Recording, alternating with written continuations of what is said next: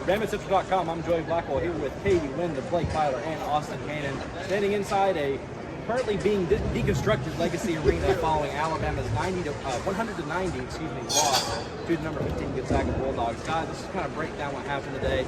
Brandon Miller had a great game, as did Noah Clowney on the defensive end of the court, but overall it was a really defensive falter for Alabama today. Blake, let's start with you. What did you think about Crimson Tide today?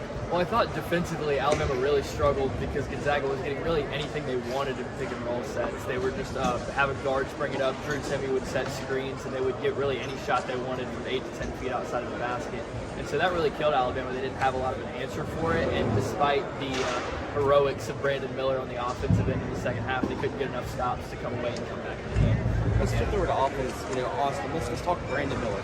Finished the day with 36 points, 6 rebounds, had an incredible start to both the first and second half. What did you see out of him? Yeah, it's Brandon Miller, right? I mean, he gets better every game, but the problem was who else, right? Jaden Bradley had a good game, scored 18, but after those two, nobody else scored double figures. Nobody else really seemed to want the basketball on offense. Obviously, when a guy like Brandon Miller's pushing 40 points, you're going to get him the ball at all costs.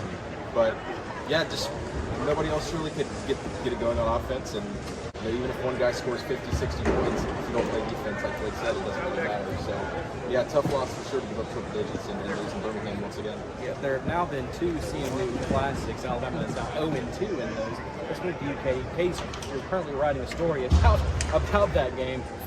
What are your thoughts about Crimson Tide and their performance in Birmingham? Yeah, I mean, look, the defense was obviously a problem. I think another huge issue is obviously the turnovers, which hurts you on offense and defense because it takes away buckets on offense, leads to transition to the other team. On defense, it kills any momentum you have, which is kind of the deal with the crowd today. It was a huge crowd. When Alabama was up 20-11 in the first half. I mean, the roof on this place was ready to explode. I mean, it was, I think you tweeted, it's the loudest Alabama basketball crowd I've probably ever heard at a game in person. And then once Gonzaga took the lead and didn't give it back up, Alabama would make a little bit of runs, a couple with Brandon Miller, and then they would get a basket and then give one up. And so it was hard for the crowd to get back into it. So even though it was a huge crowd, it ended up not being able to have that much of an impact just because of how much the defense struggled, especially in the second half. Alabama has one more non-conference schedule before it enters conference play after Christmas, and that is Jackson State next Tuesday night. Crimson Tide will return to Coleman Coliseum and face them there. We'll all be there for the coverage. For BamaCentral.com, I'm Joey Blackwell with Katie Wyndham, Blake Byler, and Austin Hannon. This has been BamaCentral Courtside. So long from Legacy Arena.